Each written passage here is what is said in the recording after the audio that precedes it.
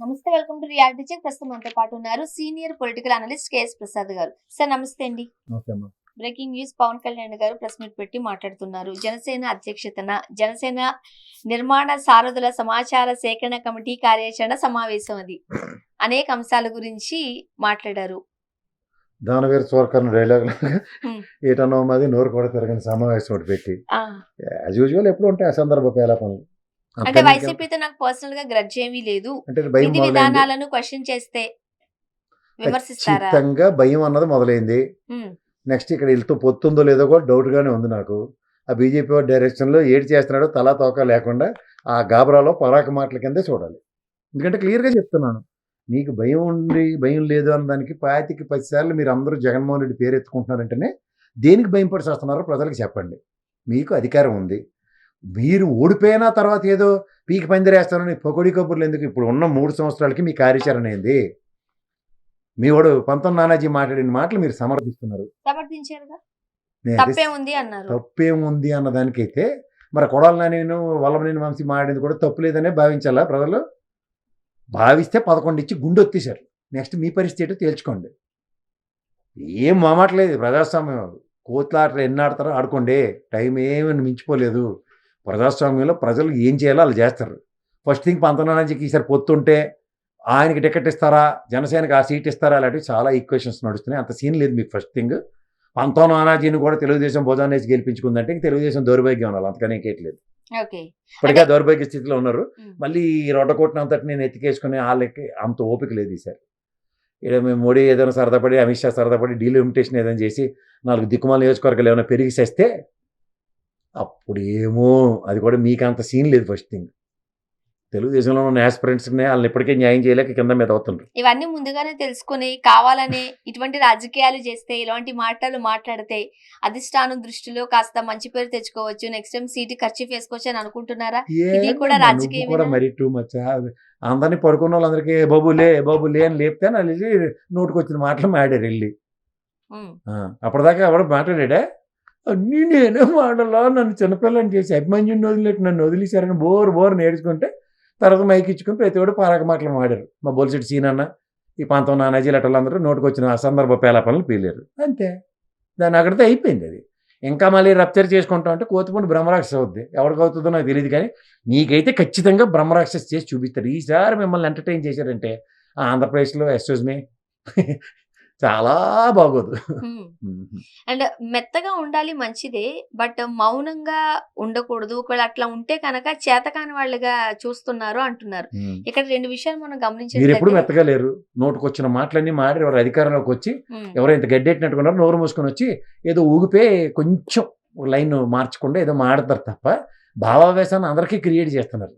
వీళ్ళు ఏం మార్పు ఏం కనబడలేదు. అప్పుడు మాట్లాడిన పరాక మాటలు, తొక్క మాటలు, తోటకూర మాటలు లేకుండా ఓన్లీ పులిహార మాటలు వచ్చాయి. ఇప్పుడు అంతకన్నా ఇంకెట్లేదు. వాళ్ళు మీ వాళ్ళు రెచ్చగొట్టడానికి తొక్కి నార తీస్తాం, తోట తీస్తాం, ఇవన్నీ సేమ్ ఓల్డ్ పెపే వర్డ్స్ అన్ని వాడేస్తున్నారు. అంత సీన్ మీకు లేదని మా అందరికీ తెలిసిపోయింది. అంటే సమయం సందర్భం వచ్చినప్పుడు మీరు అన్నట్టుగా చాలా పెద్ద పేరుతో ఉన్న కార్యాచరణ సమావేశం ఏర్పాటు చేసినప్పుడు 2 ఏళ్ల పాలనకి వాళ్ళు ఏం చేశారు, ఇక ముందు ఏం చేయబోతున్నారు, లేదంటే అంతర్గతంగా గులివింద గింజకి నలుపు దానికి తెలుసు, కానీ పైన ఉన్న ఎర్ర తోలుతో మెటమెటమెట్లు ఆడిపోతూ ఉంటుంది. అలాగే ఈ ప్రభుత్వం ఒక లోప అన్నది వాళ్ళకి బాగా తెలుసు. వాడు ఎగ్జాక్ట్లీ టేకింగ్ ప్లేస్ అన్న దగ్గర కవర్ చేయడానికి ఏదో సంబరాలు 3 జెండాలు పట్టుకుని జెండాలు లోపి ఆ ఖాళీగా ఉన్న బీజేపీ వాళ్ళని పిలిచి ఒకసారి ఆడుకుందాం రా అని ఒక ఆట ఆడించి జెండాలు లోపి పోతున్నారు. ఎన్నాళ్ళు నటిస్తారు?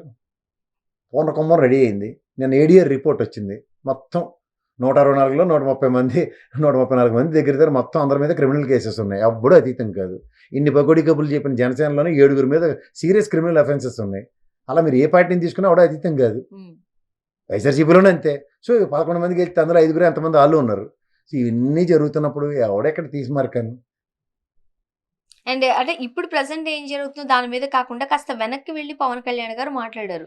వైసీపీకి 11 సీట్లే ఇచ్చినప్పటికీ బుద్ధి రాలేదు.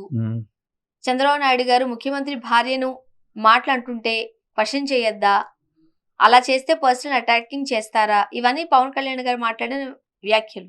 సరే, అవన్నీ మీరు మాడిన మాటలకి ప్రజలు సమాధానం ఇచ్చారు కదా, వాళ్ళకి 11 ఇచ్చి మీకు 124 ఇచ్చి మీరు అవి దిక్కుమాల పనులు చేస్తారంటే నెక్స్ట్ 5 సంవత్సరాల తర్వాత ఏం చెప్పాలో మాకు తెలిసి ప్రజలు చెప్తారు. Have patience. అండ్ మరీ ముఖ్యంగా సంక్షేమ పథకాలకు సంబంధించి కూడా ఆయన మాట్లాడారు. అబద్ధాలే కదా, నోటికొచ్చి చెప్పి వచ్చి అంటే పర్లేదు. సంక్షేమ పథకాలు ఇవ్వడం తప్పు అని కాదు, కానీ సంక్షేమ పథకాలతో ఓట్లు రాలవు, ఓట్లు పడవు, ఓట్లు బటన్ రాకపోతే నొక్కితే ఓట్లు పడవు. పడవు కదా, బట్టలు నొక్కితే వాళ్ళకి 40% ఓటు బ్యాంక్ అయితే పడింది. సీట్లు వచ్చే రాలేదో దేవుడికి తెలుసు. నాకు తెలిసి బిలో పావర్టీలో వాళ్ళు ఎంతమంది ఉన్నారో, ఎంత తీసుకున్నారో సంక్షేమం ప్రజల దగ్గర అనా పైసలతో లెక్కలు ఉన్నాయి. గతంలో 5 సంవత్సరాల పాటు లెక్కలు తీసుకున్న ప్రజలు ఈ 5 సంవత్సరాల్లో లెక్కలు రాని ప్రజలు తేడా గమనించి వాళ్ళు ఏం చేయాలో వాళ్ళు చేసుకుంటారు కార్యాచరణ. మీరు దీని మీద నోటుకొచ్చిన మాటలు ఎన్ని మాట్లాడినా 5 సంవత్సరాల తర్వాత ప్రజలు ఇచ్చే తీర్పుకి get ready for jungle drums. So ఇప్పుడు వచ్చిన 64%, 60% క్లెయిమ్ చేసేస్తున్నారు కదా, 164 సీట్లు 60%. స్ట్రైక్ రేట్ మీద 100% స్ట్రైక్ రేట్ అని చెప్పుకుని సరదా పడిపోయి మీరు 100% ఏడీఆర్ రిపోర్ట్లో క్రిమినల్ అఫెన్సెస్ మీద కూడా ఎంత ఉందో స్ట్రైక్ రేట్ ఇప్పుడు పర్సంటేజ్లు క్యాలిక్యులేట్ చేసి చెప్పండి. అవన్నీ కనబడుతున్నప్పుడు ప్రజలు తీవ్రమైన అసంతృప్తితో ఉన్నారో, సంతృప్తిగా ఉన్నారో, నిత్యావసర వస్తువులతో ఎలా చెలరేగిపోతున్నారో, కరెంట్ రేట్లు ఎలా ఉన్నాయో, రైతుల యొక్క సమస్యలు ఎక్కడ వేసిన గొంగళీలు ఎక్కడే ఉన్నాయో, అయితే ప్రజల ఆరోగ్య స్థితిగతుల మీద మీరు చూపిస్తున్న ప్రభుత్వ చిత్తశుద్ధి ఏంటో ఇవన్నీ ప్రజలు గమనిస్తున్నారు. ఫీజు రీయింబర్స్మెంట్లు, విద్యా ప్రమాణాలు, అమ్మఒడి కార్యక్రమాలు, అమ్మఒడికి జీటుగా తల్లికి వందనాలు, ఇవన్నీ తూర్పు తిరిగి దండం పెట్టమని సంక్షేమ పథకాలు అన్నీ చూస్తున్నారు ప్రజలు. రైతులకు ఇస్తామని చెప్పింది కేంద్ర ప్రభుత్వం ఇచ్చిందే ఇవ్వడానికి ముక్కుతో ములుగుతో సంవత్సరం పాటు ఎగ్గొట్టి ఇప్పుడు ఇవ్వాల్సిన డబ్బులు 20,000 కూడా దిక్కు దివాలు లేకుండా నోటుకొచ్చిన మాటలు మాడుతుంటే ఎవరు సహిస్తాడే, ఎవరిస్తారు? గతంలో గిట్టుబాటు ధరలు లేక తీవ్ర వెతలు పడినప్పుడు వైఎస్ఆర్సీపీ రోడ్డు మీదకి వచ్చినప్పుడు ఇవాళ మళ్ళీ అదే రోడ్డు మీదకి వచ్చే పరిస్థితి ఉన్నప్పుడు ప్రభుత్వ కార్యాచరణ అనేది ఇవి ఏవీ లేకుండా ఏ రోజుకి ఆ రోజు పోసుకోలు కబుర్లు చెప్పుకుని నరేంద్ర మోడీకి నెహ్రూ రికార్డు బ్రేక్ చేశాడు, ప్రపంచంలో అత్యధిక రాజకీయ అనుభవం చంద్రబాబు గారు సంబరాలు చేసుకుంటూ తిరగండి. మీరు రాగానే రామోజీరావు గారికి సంవత్సరం పెట్టినప్పుడే మేము అందరం చూసాం మీకు ఎంత టైం వేస్ట్ కార్యక్రమాలు చేస్తున్నారన్నది.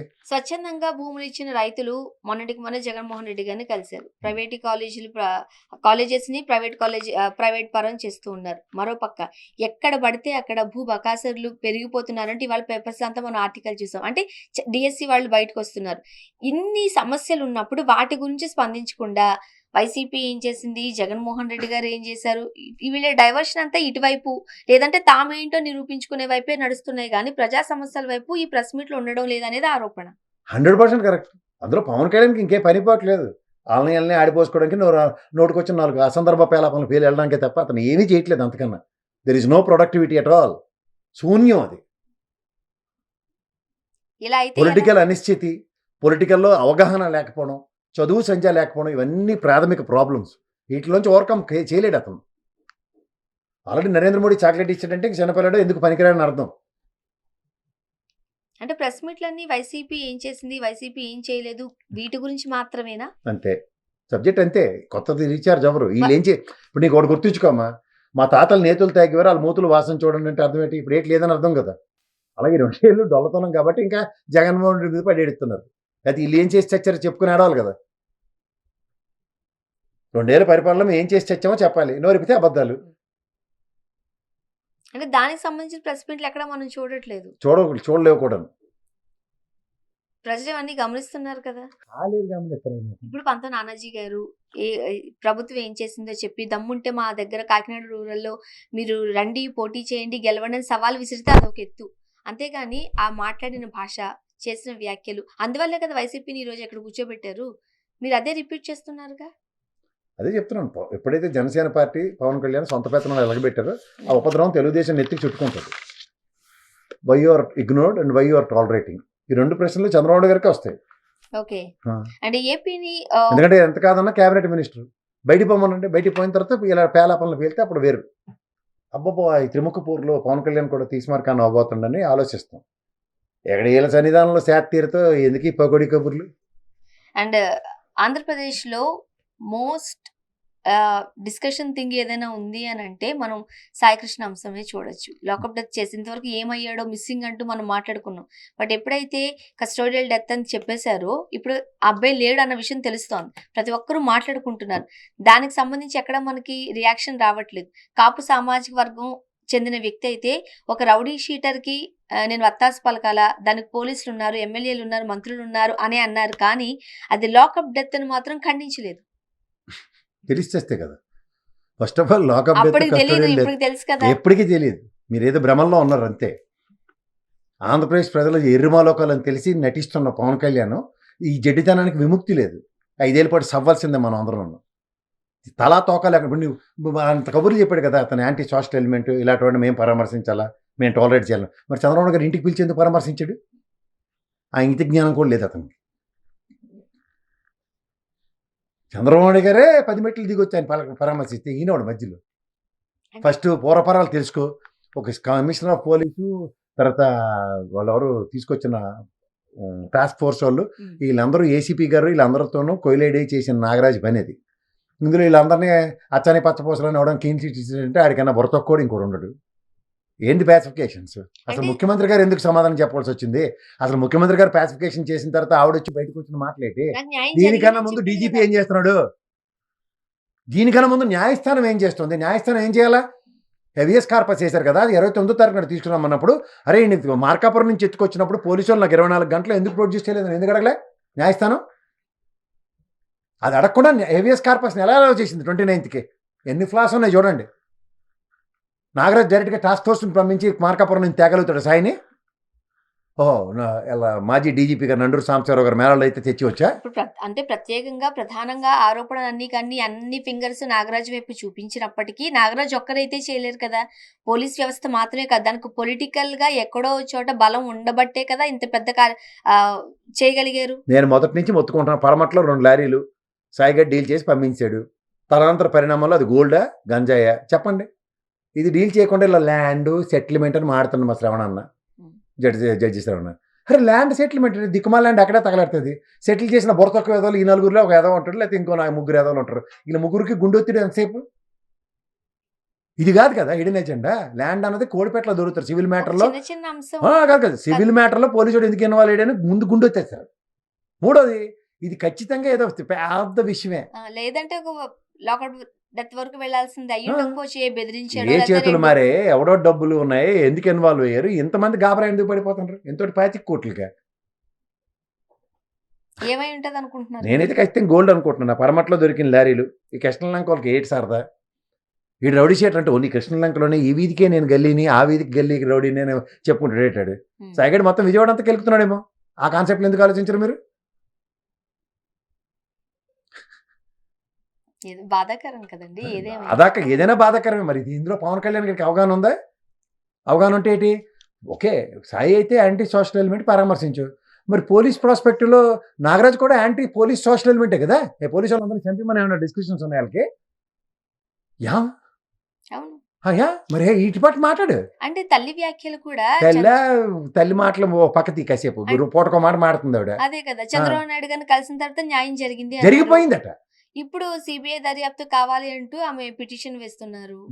చేస్తే ఇచ్చేది సిట్ వేసాం సార్ అంటారు కోర్టుకి. సరే అయితే సిట్ వేసారంటే ఏంటది దాని అర్థం? తన వ్యాఖ్యలు కాస్త అనుమానాస్పదంగా ఉన్నాయి అనేది. మళ్ళీ మరి రెండోసారి కూడా బేరాలాడి మళ్ళీ డబ్బులు ఇవ్వడం మానేశారా? మొదటిసారి డబ్బులు టైంకి ఇవ్వకపోతే ఇష్యూ బయటకు వచ్చింది. రెండోసారి అదే కార్యక్రమం అయితే ఇంకోసారి బయటకు వస్తుంది అంతే. ఇప్పుడు మనకు తెలుస్తోంది ఇది ఒక్కటి మాత్రమే చెప్పగలను. నాగరాజ్ పని వల్ల కాదు, వెనకాల ఎవరో ఉన్నారు. వాళ్ళందరూ కూడా బయట. ఇది వెట్లాచారి సినిమా అనుకున్నావా? గమ్మునుండు ఒకసారి. వెనకాతలు SP, commissioner of police, ACP, task force తీసుకొచ్చిన వాళ్ళు, టాస్క్ ఫోర్స్ హెడ్, వీళ్ళెవ్వరితోనూ కవిలేడ్ అవ్వకుండా పోలీస్ స్టేషన్ రాగానే ఫస్ట్ ఆ దిక్కుమాల రిజిస్టర్లో ఎంటర్ చేయాలి. ఆ రిజిస్టర్ తీసుకెళ్ళి తగలెట్టాలి. దానికి ఎస్పీ గారు, ఏసీపీ గారు వీళ్ళందరూ రివ్యూ చేస్తారు దాని మీద. ఇది డీజీపీ కన్సర్న్లో కూడా ఉంటుంది. అసలు డీజీపీ గారు ఫస్ట్ ఎంక్వైరీ చేయకుండా ఈ సీఎం గారు ఎందుకు ఎంక్వైరీ చేశారు? ఐజీతో అన్ని అనుమానాస్పదంగానే ఉన్నాయి. 40 రోజుల తర్వాత గానీ అక్కడ ఫస్ట్ హెవియస్ కార్పస్ పిటిషన్ 5వ తారీఖు నుండి 6వ తారీఖు వేసినప్పుడు లోకల్ ఎమ్మెల్యే గుడ్డుగురంగా ఫలితం అవుతున్నాడా? లేదంటే స్థానిక పోలీస్ స్టేషన్లో రిజిస్టర్ ప్రకారం మార్కాపురం తీసుకొస్తుంటే డీజీపీ గారు ఎందుకు ఇన్స్టెంట్ రియాక్టివ్ మోడ్లో రియాక్ట్ అవ్వలేదు? కమిషనర్ ఆఫ్ పోలీస్ ఎందుకు రియాక్ట్ అవ్వలేదు? ఇప్పుడు ఆరోపిస్తున్నారు. జర్నలిస్ట్ అక్కడ ఉన్నందరూ బట్టలు తీసి పరిగెట్టించాలి కదా అందరినీ. తమాషాలుగా ఉందా, తకరాలుగా ఉందా? 6వ తారీఖు తీసుకొచ్చిన మార్కాపురం నుంచి తీసుకొచ్చినట్టు కనిపించట్లేదని ఫ్యామిలీ హెవియస్ కార్పస్ పిటిషన్ వేస్తే ఎంత ఫ్లాస్ ఉంటే ఎందుకు వదిలేశారని అడగద్దు? 7-8 తారీఖుల్లో ఉన్న అసలు ఈ Pawan Kalyan what way this fellow is connected to talk about that nonsense? ఇప్పుడు సీసీటీవీ ఫుటేజ్ మాయమైపోయింది. అన్ని మాయమైపోయాయి. బాడీ మాయమైపోయింది. దిక్కుమాల సీసీ ఫుటేజ్ అది లెక్క. ఆశ్చర్యం ఏంటంటే ఎప్పటి వరకు ఏం చేశారో చెప్పట్లేదు బాడీని. చెప్తారు నీకోసం. చేయవలసిన పనులు చేస్తారు, నీకు చెప్తారు కూర్చుని. రాత్రి వెళ్ళి నువ్వు చిన్నపిల్లడికి కథ చెప్తు కానీ చెప్పాల్సిన బాధ్యత మిస్టీరియస్ స్టోరీ ఒకటి చెప్తానని చెప్పాల్సిన బాధ్యత అవి లేదు. ఉండలేదు. ఏం చేయగలవు? కోర్టుకుందా ఫస్ట్? పోలీస్ వ్యవస్థకుందా? రాజకీయ వ్యవస్థకుందా? ఈ ఆటలాటపడి పవన్ కళ్యాణ్ ఎందుకు సెలరీ అయిపోయి మధ్యలో గమ్మునుండవే అని చెప్పిన వాళ్ళు లేక ఒక్కొక్కడికి ఇప్పుడు ప్రజాస్వామ్యం అంటే ఇంత నాటకాలుగా ఉంది. ఒక్కొక్కడికి ప్రజలకే కన్సర్న్ లేకపోతే వీళ్ళే డిసైడ్ చేసేస్తున్నారు. పోనీ దమ్ముంటే సజ్జనార్ గారు అటు ఆఫీసర్ని డిప్లాయ్ చేసి ఈ గంజాయి తాగి యదవులందరినీ ఏరిపేసి చంపి షూటర్ చేయటారులే మనం. ఆడి గురించి ఇప్పుడు ఏంటి ఒక యాంటీ సోషల్ ఎలిమెంట్కి మేము సపోర్ట్ చేయాలా, మేము సంఘీభావాలు ప్రకటించాలా? అరే కోర్టు త్రూగా ప్రూవ్ చేయరా భయ్ అది యాంటీ సోషల్ ఎలిమెంట్ అని? ఫస్ట్ ఫోక్సో కేసు పట్టుకున్నప్పుడే షూట్ చేయవలసిందండి. సత్యనారాయణ గారు వచ్చే గొప్పతనంతో వచ్చింది నాగరాజ్కి. అంటే ఆ టైంలో వదిలేశారు. అన్ని ఇష్టమే. ఏదో పెద్ద రీజన్ ఉంది కాబట్టి ఇంతవరకు వచ్చింది. డబ్బులు లేదే ఏదవా పనిచేయడు, అది గుర్తుంచుకో. ఇప్పుడు ఎన్హెచ్ఆర్సీ కూడా సీరియస్ అయింది. ఎన్హెచ్ఆర్ నేషనల్ హ్యూమన్ రైట్స్ వాళ్ళు ఇప్పుడు నిద్ర లేచినట్టుకున్నారు వాళ్ళు ఒకరు. వాళ్ళు అప్పుడు అమరావతి అప్పుడు వచ్చారు కదా, ఇంత భోజనాలు బొకేలు తిండి తినేసిపోయింది ఆ మహిళా కమిషన్ కూడా. ఎందుకేస్తారు ఈ పొలిటికల్ ఆబ్లిగేషన్ దిక్కుమాల పదవులు? నాకు అర్థమవుతుంది. ఎవరికి న్యాయం చేయరాలి. ఇప్పుడు సాయికృష్ణ ఫ్యామిలీకి న్యాయం జరుగుతుందని అనిపిస్తుందా? కోర్టుకి న్యాయం బూడిది లేదు, డబ్బులే సెటిల్ చేయాలి, న్యాయం జరిగిపోయింది. ఇచ్చారు లేదన్నది డౌట్ వస్తుంది అంతే. అట్లీస్ట్ బూడిదన్నా ఇస్తారా? ఎక్కడ బూడిది ఎక్కడ ఉంది? తర్వాత మన పడిన 3 వర్షాలకు కొట్టుకుపోయింది. ఎవరు కలపక్కడ లేకుండా కృష్ణానదిలో దానంతా అదే కృష్ణార్పణం అయిపోయింది. అంటే మొన్నటి వరకు గత ప్రభుత్వం ఉన్నప్పుడు ఒక రౌడీ రాజ్యం నడుస్తోంది. రాత్రి ఏమైనా సినిమా చూసావమ్మా నువ్వు? అంతులేని కదా జయప్రద స్టోరీలు అడిదేవనా? ఎందుకంటే ఈ ప్రశ్నలు ఆపట్లేదు దీని మీద. ఇందులో అందరి గురించి మాట్లాడిన తర్వాత మళ్ళీ నీకు ప్రశ్న ఎక్కడి నుంచి వస్తుంది? ఒక్కడిది కాదు తప్పు. మొత్తం ప్రజాస్వామ్యంలో ప్రజలు ఎన్నుకున్న ప్రజాప్రభుత్వంది, పోలీస్ వ్యవస్థది, న్యాయ వ్యవస్థది. ఇంకెంతకన్నా ఇంకా తీసుకొచ్చి బిగించాలి. ఆంధ్రప్రదేశ్ లో రెడ్ బుక్ రాజ్యాంగం నడుస్తోంది అంటున్నారు. నోరిప్పితే మాట్లాడితే వాళ్ళందరినీ జైల్లోకి తోస్తున్నారు. నువ్వు జర్నలిస్ట్ కదా, నేను జైల్లో పెట్టారు, నన్ను అయితే పెట్టలేదు, నేను మాడుతూనే ఉన్నాను కదా. మన మీదకి వచ్చినప్పుడు మాట్లాడు. అలా అలాగ మనం ఏది పడితే అది మాట్లాడట్లేదు కదా అందరం. అలా డెకరం మెయింటైన్ చేస్తే ఎవరు మన దగ్గరికి రారు, నాకు ఆ నమ్మకం ఉంది.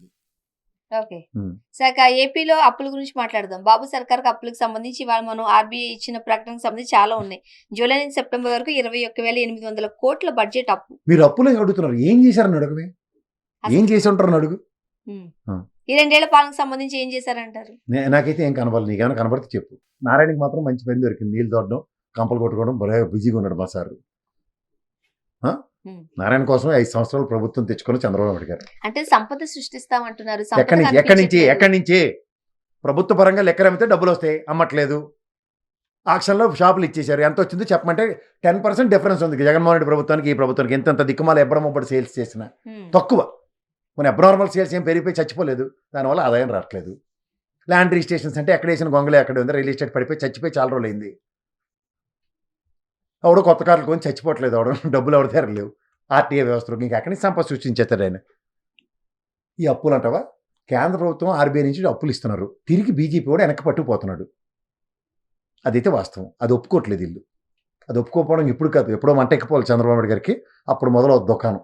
ఇప్పుడైతే 3,64,000 ఎంతో, మంగళవారంతో 3,57,000 కోట్లు ఇవ్వాలి. నెక్స్ట్ ట్యూస్డేకి మళ్ళీ 2,600 అంటే 3,60,000 కోట్లు అయిపోద్ది పూర్ణకొమ్ము. సభకి నమస్కారం. 3 months లో ఈ 3 నెలల్లో 3 నెలల తల్లి, నువ్వు 2 సంవత్సరాలు బట్టి 3,60,000 కోట్లు ఎత్తిసారు తల్లి. అంటే 5 సంవత్సరాలు జగన్మోహన్ రెడ్డి 3,37,000 కోట్లు అప్పు చేసింది. 2 సంవత్సరాలు 3 అప్పుడే శ్రీలంక, జింబాబ్వే, వెనుజులా, వల్లకాడు, వైసిన పర్వతం అయిపోయింది. మరి ఇప్పుడు ఏమైపోవాలి?